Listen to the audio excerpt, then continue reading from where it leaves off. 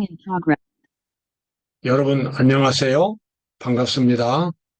오늘은 3단계 구원이라고 하는 제목으로 하나님의 말씀을 보도록 하겠습니다. 하나님께서 우리를 구원하실 때에 반드시 세 개의 단계를 거쳐서 우리의 구원을 확정하십니다. 하나님께서 우리를 구원하시는 이 세 개의 단계를 우리가 분명히 이해할 때 우리는 확실한 믿음을 가질 수 있고 하나님이 주시는 구원을 보다 분명하게 경험할 수가 있을 것입니다. 3단계의 구원은 다니엘서 9장 24절에서 27절까지 있는 말씀에서 꽤 자세하게 설명이 되어 있습니다. 제가 읽어보겠습니다. 내 백성과 내 거룩한 성을 위하여 70일에로 기한을 정하였나니 허물이 마치며 죄가 끝나며 죄악이 60 끝나며 이렇게 되어 있고 그 다음에 또 이제 중간에 좀 생략됐습니다. 62일 후에 기름 부음을 받은 자가 끊어져 없어질 것이며 그 다음에 또 두 번째 단계는 장차 한 왕의 백성이 와서 그 성읍과 성소를 회파하려니와 이제 마지막 세 번째 단계는 이미 정한 종말까지 진노가 황폐케 하는 자에게 쏟아지리라 하였느니라. 자, 3단계로 되어 있는 이 구속의 하나님의 계획을 천사 가브리엘이 다니엘에게 와서 설명을 했습니다. 첫 번째 단계는 그리스도의 십자가와 죄인을 용서하고 죄인을 변화시켜주는, 그래서 새로운 사람으로 만들어주는 그리스도의 중보 사업이 예언되어 있습니다. 내 백성과 내 거룩한 성, 예루살렘 성입니다. 성을 위하여 70일에로 기한을 정하였나니 70일에라는 말은 70개가 7개가 있다는 그 뜻입니다. 그래서 490이라는 뜻입니다. 이것은 490년이고요. 예루살렘 중건령, 바벨론 포로에서 이스라엘 백성들이 돌아올 때 BC 457년이었습니다. 그때부터 490년을 계산하면 그리스도께서 이 땅에 오셔서 구속 사업을 완성하는 그러한 구속 사업이 진행될 것이라고 하는 것입니다. 그 사업에 의하여 죄인들의 허물이 마치며 죄가 끝나며 이렇게 되어 있고 62일 후에 기름 부음을 받은 자, 그 메시아죠. 그리스도께서 끊어져 없어질 것이며 이것은 십자가가 예언되어 있습니다. 그래서 예수님께서는 이 땅에서 구속 사업을 완성하신 후에 하늘에 있는 성소에 들어가셔서 지상에 있는 하나님의 백성들, 죄인들을 구원하는 그 대제사장의 일, 중보 사업을 시작하신 것입니다. 이 첫 번째 단계가 바로 그 경험을 의미하겠습니다. 그 다음에 두 번째는 장차 한 왕의 백성이 와서 그 성읍과 성소를 회파하려니와 이것은 이제 역사적으로는 로마 군대가 예루살렘을 파괴하는 사건인데 이것은 단순히 예루살렘 성이 파괴되는 것이 아니라 사탄과 이 죄악 세력이 이 세상에서 구원을 받고자 하는 하나님의 백성들을 끊임없이 공격하는 것을 이 내용에 담고 있습니다. 그래서 그리스도의 십자가를 통해서 구원을 경험한 사람들은 이제 생활 속에서 죄와 싸워야 하고 사탄의 유혹과 싸워야 합니다. 그래서 그러한 죄악들을 극복해야 합니다. 생활 모든 면에서 하나님을 바라보고 믿음으로 승리하는 경험을 가져야 합니다. 이것이 두 번째 단계입니다. 그 다음에 세 번째 단계는 이미 정한 종말까지 진노가 황폐케 하는 자에게 쏟아지리라. 이것은 이제 아주 간단하게 표현되어 있습니다만은 하나님의 심판이 진행되고 이 심판을 통해서 구원받은 사람들이 확정이 되고 그리고 사탄의 세력이 영원히 멸망되는 그와 같은 구속사업의 완성을 가리키게 되겠습니다. 그래서 제가 조금 전에 설명한 대로 하나님의 구속사업은 3단계로 이루어져 있습니다. 첫 번째 단계는 그리스도의 십자가와 성소의 속죄입니다. 속죄라는 말은 죄의 세력을 분쇄한다는 것입니다. 이것은 예수님께서 죄인 마음속에, 정신 속에서 이루시는 일입니다. 그래서 죄인이 그리스도의 능력을 통해서, 그리스도의 사랑을 통해서 죄악된 생활을 청산할 수 있습니다. 새로운 생활을 살 수 있게 되는 것이 속죄입니다. 두 번째는 적 그리스도와 대쟁투입니다.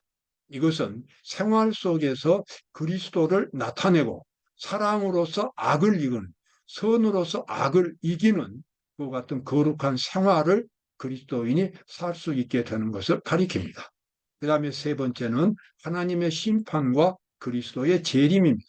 이것은 이제 역사적인 사건이지만 역시 이것도 성도들의 마음 속에서는 예, 그리스도의 능력으로 다시 태어나고 새로운 사람으로 변화되는 첫 번째 단계와 그 다음에 생활 속에서 그리스도를 나타내는 생활 속에서의 승리와 이와 같은 두 경험이 매일매일 반복됨으로써 세 번째 단계에 와서는 예, 어제 했던 오늘 하루 동안 했던 그러한 생활들을 반성하고 고치고 회개하고 그래서 새롭게 출발하는 그와 같은 세 번째 단계입니다. 이 세 번째 단계에 와서 그리스도인의 품성이 이제 완성이 되고 그래서 그 죄인이 점점 그리스도의 모습으로 변해가는 일이 되겠습니다. 이것이 새 천사의 기별이 되겠습니다. 자, 이와 같은 구속 사업이 매일매일 신자들 속에서 이제 진행이 되겠습니다. 그래서 조금 전에 설명을 드린 대로 그리스도의 십자가와 성소의 속죄 사업이 첫 번째 단계입니다. 제가 설명을 드렸고요. 그 다음에 두 번째 단계는 생활 속에서 그리스도를 나타냅니다. 그 다음에 세 번째 단계는 이미 했던 그 경험, 실패가 많겠죠. 그러한 실패와 실수를 하나님 앞에 회개하고 새로운 마음으로 출발하는 것 같은 단계가 세 번째 단계가 되겠습니다. 자, 이와 같은 단계가 계속됨으로써 그 사람은 이제 하늘 백성이 됩니다. 가브리엘 천사가 이 하나님의 구속 사업을 발표하기 전에 다니엘에게 와서 하나님의 구속 사업의 마스터 플랜을 설명하기 전에 다니엘은 다니엘서 2장에서 천국이 건설되는 계시를 보았습니다.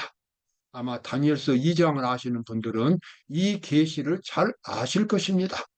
머리는 금으로 되어 있고 가슴과 팔들은 은으로 되어 있고 허리는 구리로 되어 있고 양 다리는 철로 되어 있고 그 다음에 발과 발가락은 철과 진흙이 섞여 있는 그러한 신상이었습니다.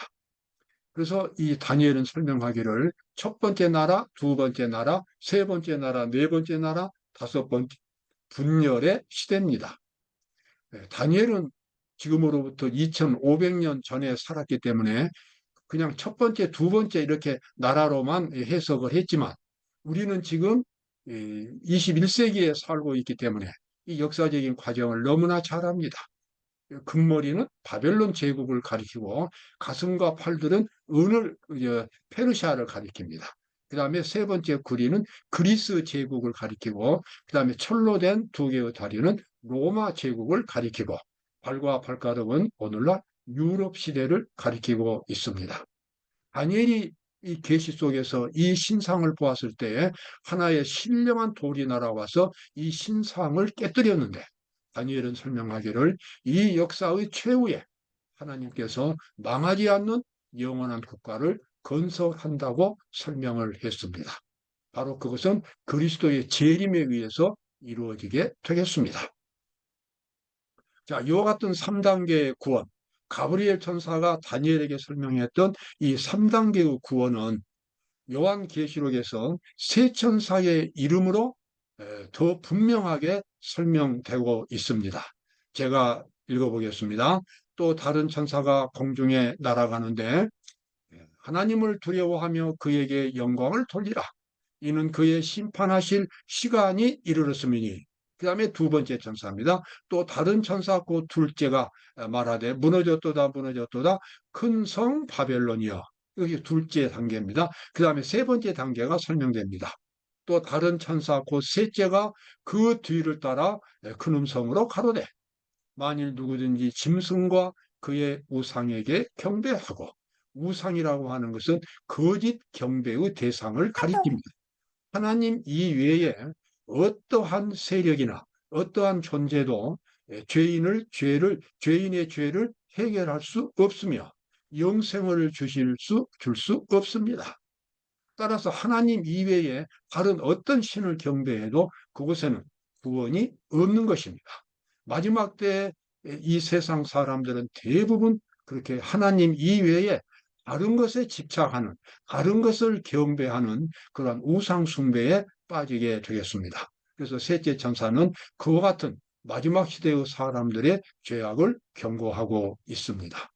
세 천사 기별의 3단계도 우리가 방금 설명한 대로 첫째 천사는 예, 용서와 하나님의 용서와 새 생명으로 거듭나는 것이고, 둘째 천사는 생활 속에서 죄를 극복하는 것이고, 세 번째 단계는 하나님의 심판과 신천지, 새하늘과 새 땅을 창조함으로써 하나님의 사업이 마쳐지게 되겠습니다. 자, 이제 이와 같은 세 천사의 기별, 3단계로 구성되어 있는 이 하나님의 이 구속 사업이 오늘 우리에게는 구체적으로 이제 적용이 되어야 하겠습니다. 우리가 하나님을 믿고 구원을 받을 때 반드시 첫 번째 단계를 경험해야 합니다. 자, 사도 바울이 로마서에서 믿음으로 말미암은 의를 설명할 때 3단계로 설명하고 있습니다. 로마서 3장에 보면 모든 사람이 죄를 범하였음에 하나님의 영광에 이르지 못하더니 그리스도 예수 안에 있는 구속으로 말미암아, 구속은 속죄라는 말과 같습니다. 하나님의 은혜로 값없이란 말은 거저 주는 하나님의 선물로 주어지는 그 뜻입니다. 의롭다 하심을 얻은 자 되었느니라. 이게 의롭다 하심이라고 하는 것은 하나님께서 인정하시는 구원입니다. 하나님의 용서와 내면의 변화된 그런 사람을 포함하고 있습니다. 그래서 하나님의 구속 사업의 3단계 구원을 경험하는 일에 있어서 우리가 반드시 경험해야 할 첫 번째 단계는 하나님의 용서를 받고 나 자신을 하나님께 온전히 바침으로써 그리스도의 능력을 통해서 새로운 사람으로 변화되는 그 같은 내면의 구원을 경험하는 것이 첫 번째 단계가 되겠습니다. 아무리 죄가 많아도 어떤 죄의 습관에 물들어 있어도 죄인이 그리스도께 나오면 그 사람은 하나님의 용서를 받고 성령의 감동하심으로 새로운 사람으로 변화되고 그리고 죄의 속박에서 벗어나게 됩니다. 여러분, 이 죄라고 하는 것이 얼마나 무서운가를 여러분 잘 아실 것입니다. 모든 인간들을 가장 불행하게 만드는 장본인은 바로 죄입니다. 만약에 죄인이 죄의 속박, 죄의 굴레에서 벗어날 수만 있다면 그는 진정으로 행복을 누릴 것이고 영생을 누릴 수 있게 될 것입니다. 그리스도께서는 바로 그 죄의 문제를 해결하기 위하여 이 땅에 오셨고 십자가를 지셨습니다. 주께서 가라사대 내가 이스라엘 집으로 세울 언약이 이것이니 내 법을 저희 생각에 두고 저희 마음에 이것을 기록하리라. 나는 저희에게 하나님이 되고 저희는 내게 백성이 되리라. 히브리서 8장에 나와 있는 말씀입니다. 여러분, 이 말씀 저는 매일매일 암송하면서 명상합니다. 여기서 하나님께서 약속하시기를 내 법을 저희 생각에 두고 저희 마음에 기록하리라. 이렇게 약속하신 것은 우리 죄인들의 마음을, 우리 죄인들의 인격을 하나님의 형상으로 창조하시겠다는 것입니다. 단순히 겉으로만 하나님의 율법을 지키는 것이 아니라 마음속에서부터 하나님의 율법이 지켜질 수 있는 그러한 새로운 사람을 만들어 주시겠다고 약속하셨습니다. 우리가 만약 열린 마음으로, 우리가 진실한 마음으로 예수 그리스도의 이름을 부른다면 그리고 나의 모든 삶을, 나의 남은 모든 일생을 그리스도께 맡기기로 약속하고 그렇게 결심하고 실천한다면 그리스도께서는 어김없이 죄인의 마음속에 새로운 생명을 창조하십니다. 하나님의 율법이 그 사람의 죄인, 그 사람의 인격 속에 기록이 되고 그 사람 속에서는 하나님의 형상이 만들어지는 것입니다. 그다음에 두 번째 단계가 이제 기다리겠습니다. 그것은 생활 속에서 내가 경험한 구원을 실천하는 것입니다. 그리스도의 사랑의 정신이 나의 모든 생각과 동기가 되어서 나의 삶을 이끌어 가는 것입니다. 그래서 새 생명 가운데서 행하게 하려 함이니라. 이제는 새롭게 살아가는 게 되는 것입니다. 그래서 우리가 그리스도와 함께 십자가에 못 박히고 죽었고 이제는 그리스도와 함께 부활하는 경험을 갖는다고 성경은 그렇게 가르치고 있습니다. 그 다음에 세 번째 단계는 우리가 알거니와 하나님을 사랑하는 자, 곧 그 뜻대로 부르심을 입은 자들에게는 모든 것이 합력하여 선을 이루느니라. 하나님을 진정으로 믿는 사람에게는 절망이 없습니다. 아무리 큰 실수를 해도 또다시 새롭게 출발할 수 있고 또 마음속에 어떠한 죄악도 품지 않는 그래서 정말 하나님께서 인정하시는 그 행복한 생활을 살 수 있습니다. 그러므로서 더 높은 목표를 향하여 그리스도인들은 끊임없이 전진하게 됩니다. 사도 바울은 그렇게 말했지요. 내가 이미 얻었다 함도 아니요 온전히 이루었다 함도 아니라 오직 내가 그리스도 예수께 잡힌 바 된 그것을 잡으려고 쫓아가노라. 우리 그리스도인들은 세상에서 가장 고상하고 행복하고 아름다운 사람이 될 수 있습니다. 왜냐하면 하나님이 주신 삶의 목표, 거룩한 목표가 있기 때문에 그렇습니다. 그 어떤 세력도 그것을 막을 수가 없어요. 그리스도의 마음속에 있는 구원의 확신과 영생에 대한 확신을 누구도 빼앗아갈 수가 없기 때문에 그렇습니다. 여러분 이러한 기쁨 한번 깊이 누려보시지 않겠습니까? 또 내가 보니 보라 어린 양이 시온 산에 섰고 그와 함께 14만 4천이 섰는데 그 이마에 어린 양의 이름과 그 아버지의 이름을 쓴 것이 있도다. 이 장엄한 모습. 마지막 때에 구원받은 사람들을 성경은 상징적으로 14만 4천이라는 숫자로 표현하고 있습니다. 그런데 그 사람들의 이마에 무엇이 기록되어 있습니까? 어린 양이신 예수님의 이름과 하늘 아버지의 이름이 기록되어 있습니다. 이것은 상징적으로 그 사람들의 얼굴에서 하나님의 형상이 나타나고 있다는 것을 가리킵니다. 그것은 그들은 3단계로 이루어진 하나님의 구속 사업을 깊이 경험했기 때문에 그들의 인격 속에 하나님의 형상을 가지고 있는 것입니다.